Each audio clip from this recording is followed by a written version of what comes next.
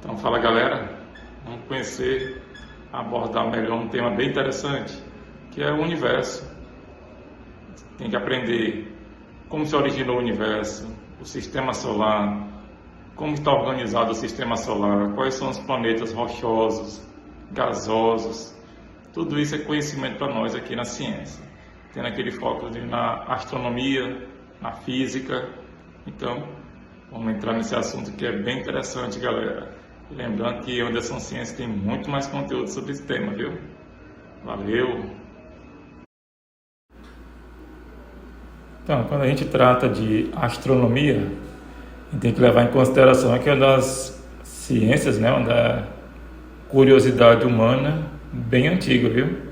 A humanidade sempre teve esse fascínio, né, pelas coisas do céu, pelos astros.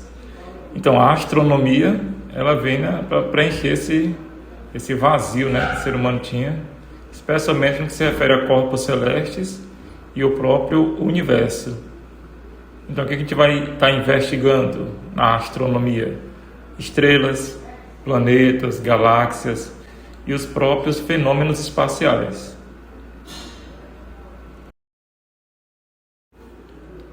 E qual seria o objetivo, né? Os objetos de estudo da astronomia?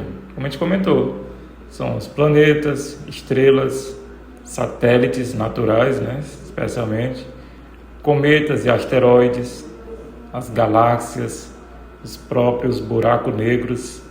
Então a gente tem esses conceitos todinho aqui, viu? A gente vai estar vendo nessa videoaula e você vai achar bem interessante e vai aprender tudo bem tranquilamente. E onde que a gente pode observar as aplicações da astronomia? No nosso dia a dia, né? Desenvolvimento de satélites, previsão do tempo, aí você encontra aí nos jornais, né? Nos canais de televisão, internet, sempre alguém mostrando a previsão do tempo. Então, é uma das aplicações da astronomia. Trabalho dos GPS, a própria navegação, exploração espacial, que é o grande marketing aqui, né, da ciência. Os avanços tecnológicos em geral, né, que envolvam equipamentos, instrumentos para o trabalho em astronomia, tudo isso é considerado aplicações da astronomia. Então, para o trabalho em astronomia, é necessária a utilização de instrumentos, equipamentos, né?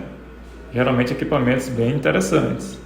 A gente vai estar destacando o basicão, né, do nosso estudo, né, o que a gente vê no nosso dia a dia de astronomia, que é o telescópio, que é o principal instrumento utilizado para a observação.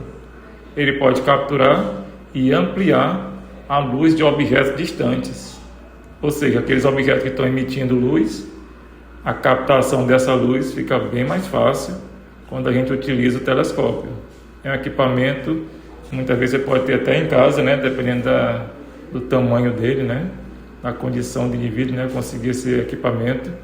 E fica bem interessante para o estudo, especialmente em pesquisa, né, na área de física e astronomia, torna o aprendizado bem mais interessante.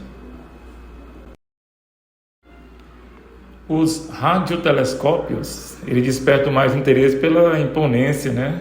São bonitos, a pessoa dá a impressão de que está na NASA, né? Quando vê os radiotelescópios. Eles são bem interessantes comparado com um telescópio mais simples, né?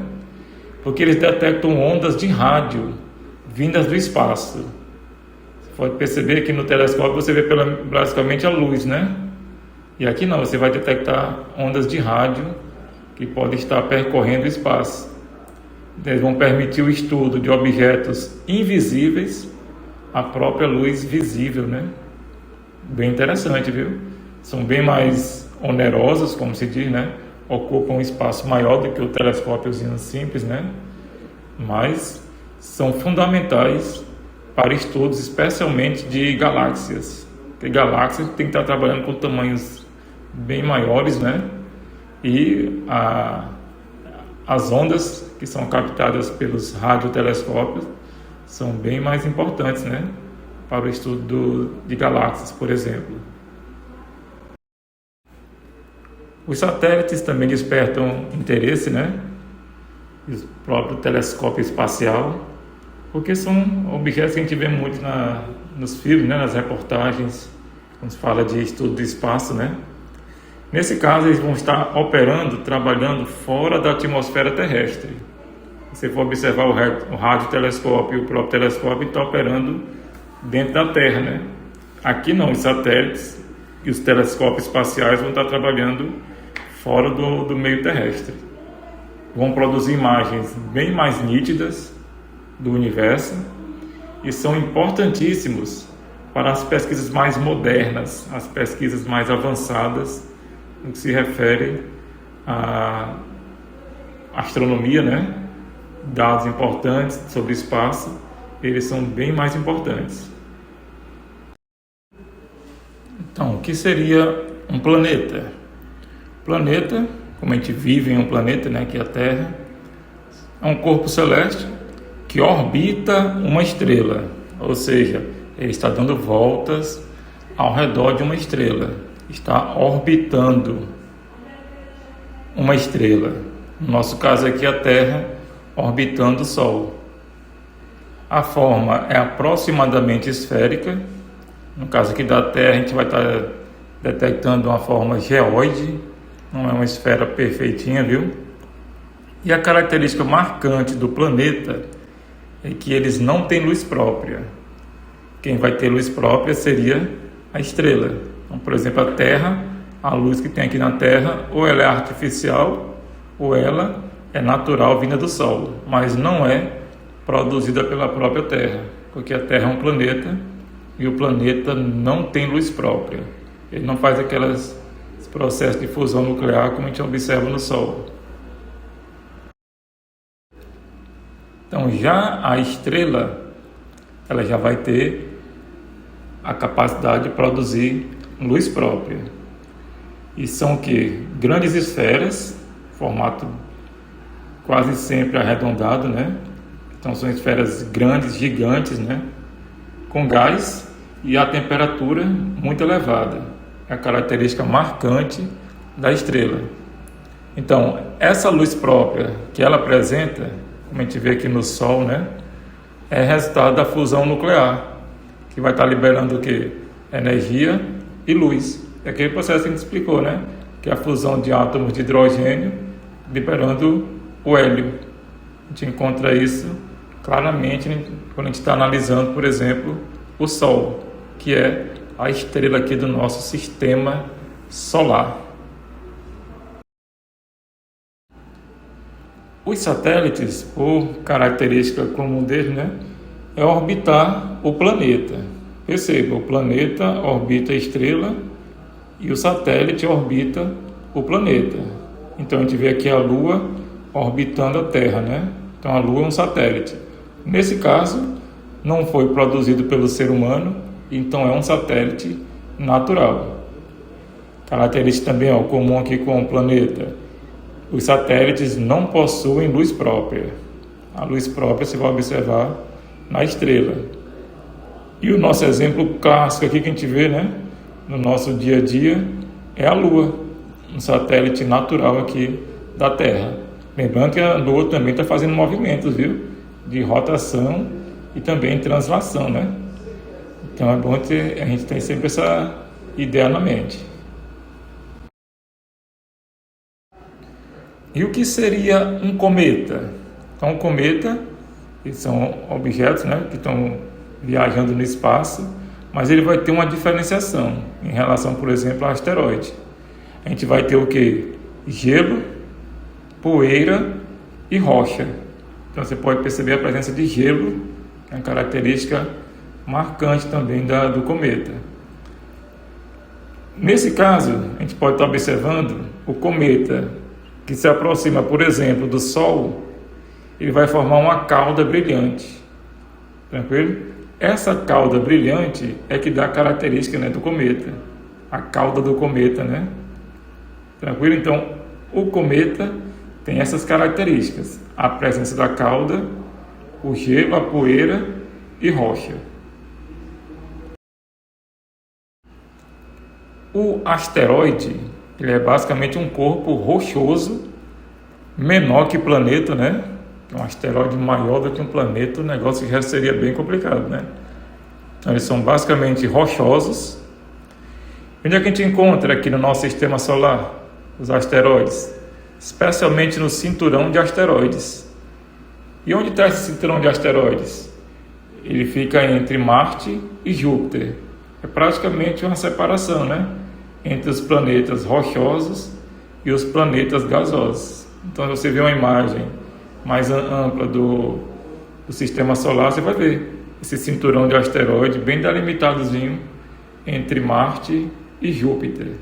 E esses asteroides, né, muitas vezes podem atingir algum planeta, ser atraído, né, e pode dar algum probleminha, né, dependendo do tamanho dele. Esses conceitos agora são importantíssimos para a gente não confundir nas questões.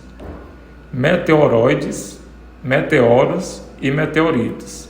As palavras são parecidas, mas têm significados diferentes. O meteoroide é a rocha que está no espaço. Ela está viajando no espaço.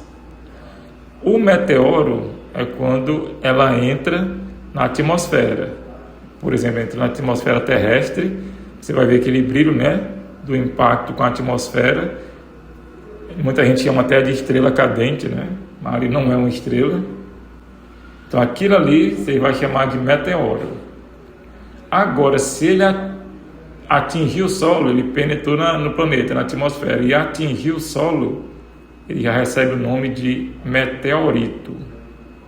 Então os termos são bem parecidos, a gente não pode confundir. E o que seria uma galáxia? Uma galáxia já vai ter ideia de grandeza, coisa grande. Então na galáxia a gente vai ter estrelas, planetas, gás e poeira. A gente não vai imaginar que galáxia só tem estrela. Vai ter esse conjunto todo, né? E são grandes, né? Existem bilhões de galáxias no universo. Mas a gente vai estar destacando quem? A Via Láctea. Essa galáxiazinha em forma de espiral, né? Que é onde está o nosso sistema solar. O nosso sistema solar seria pequenininho nessa imagem dessa Via Láctea aí, né? Mas nós estamos lá, né? É a nossa moradia. E o que seria um buraco negro? O conceito é bem interessante, viu? A imagem, o visual também é bem legal. Então, o buraco negro é uma região de espaço com a gravidade extremamente forte. Ou seja, a gravidade é tão forte que ela consegue até capturar, né, a luz. Nem a luz consegue escapar dessa gravidade de um buraco negro. Aí vem a pergunta agora, como é que se forma um buraco negro? É basicamente naquele processo do ciclo estelar, né? A gente tem até uma videoaula sobre isso aí. A gente vai ter um colapso de estrelas, só que tem que ser estrelas muito grandes, né? Massivas. Estrelas bastante massivas, estrelas pequenas dificilmente formariam um buraco negro. Agora, aquelas estrelas bem massivas, elas têm a grande chance de formar buraco negro. Então, galera, a gente vai agradecendo a atenção. Essa aula foi bem interessante, né? Qualquer coisa você pode repetir quantas vezes você puder para fixar bem o conteúdo. Pode trazer informações, colocar dúvidas aqui no comentário. Pode também entrar em contato com a gente pelo Instagram, que é também canal Anderson Ciências, e compartilhar essa videoaula com seus amigos, grupos aí de família, para a gente trazer o máximo que puder de inscritos, que esse pessoal, todos nós, precisamos muito de informação. E essa informação é fundamental na nossa vida, né, nosso dia a dia, também para as questões nas escolas, né, Enem. Então, galera, valeu!